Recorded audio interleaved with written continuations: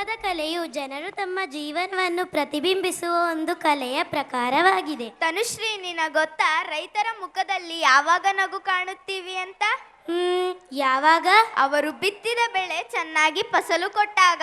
ಹೌದು ವರ್ಣಿಕಾ, ಬೆಳೆ ಚೆನ್ನಾಗಿ ಬರಬೇಕು ಅಂದ್ರೆ ಏನ್ ಬೇಕು ಹೇಳು ನೋಡೋಣ. ಹಾ, ನೀರ್ ಬೇಕು. ಹೌದು, ಬಾ ಈಗ ಸುಗ್ಗಿ ಹಬ್ಬ ಮಾಡುತ್ತಾ ರೈತರಿಗೆ ನೀರಿನ ಮೂಲ ಆಧಾರವಾಗಿರುವ ಆ ತಾಯಿ ಕಾವೇರಿಯನ್ನು ನೆನೆಯೋಣ.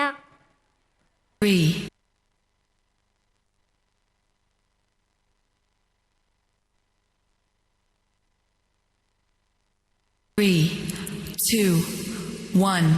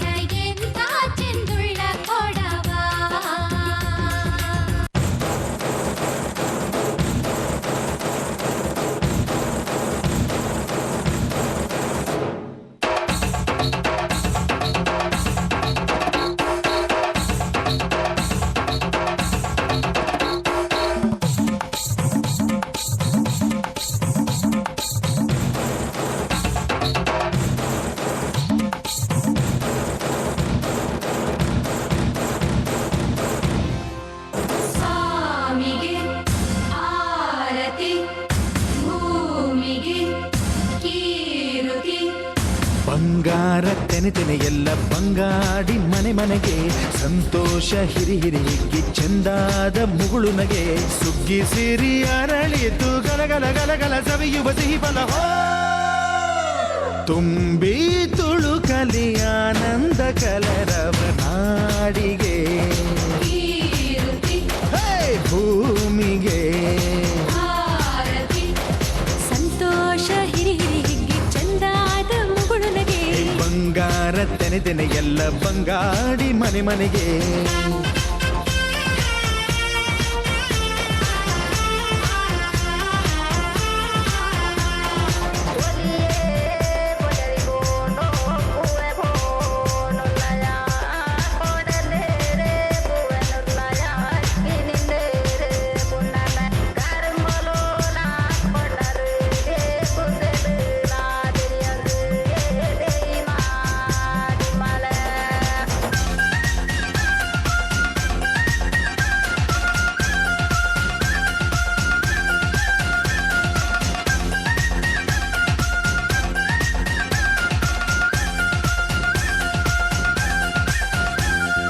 ಏನನ್ನು ಕೇಳದ ಎಲ್ಲವ ನೀಡುವ ದೇವತೆ ಈ ಧರಣಿ ಸಾವಿರ ಜನ್ಮಗಳಾದರೂ ತೀರದು ತಾಯಿಗೆ ನಾವು ಋಣಿ ಎಲ್ಲ ಜೀವಕ್ಕೂ ಅನ್ನವ ನೀಯುವ ಸಂತಸದ ಚಿಲುಮೆ ಪಾಪವನಿಗೆ ಸಂತೈಸುವುದು ಕಾಣಿಸದ ಒಲುಮೆ ಧ್ಯಾನ ದುಡಿಮೆಯಲ್ಲಿರಲು ಧಾನ್ಯದ ಹೊನಲು ಧನ್ಯ ದುಡಿಯುವ ಜೀವವೆಲ್ಲರೂ ನಾಡಿಗೆ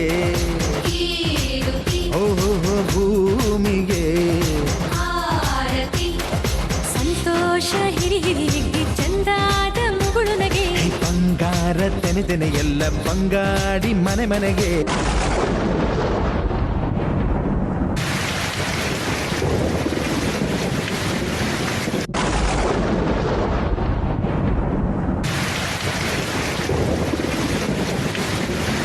ಕನ್ನಡ ನಾಡಿನ ಜೀವನದಿ ಕಾವೇರಿ ಓ ಜೀವನದಿ ಈ ಕಾವೇರಿ ಈ ತಾಯಿಯೂ ನಕ್ಕರೆ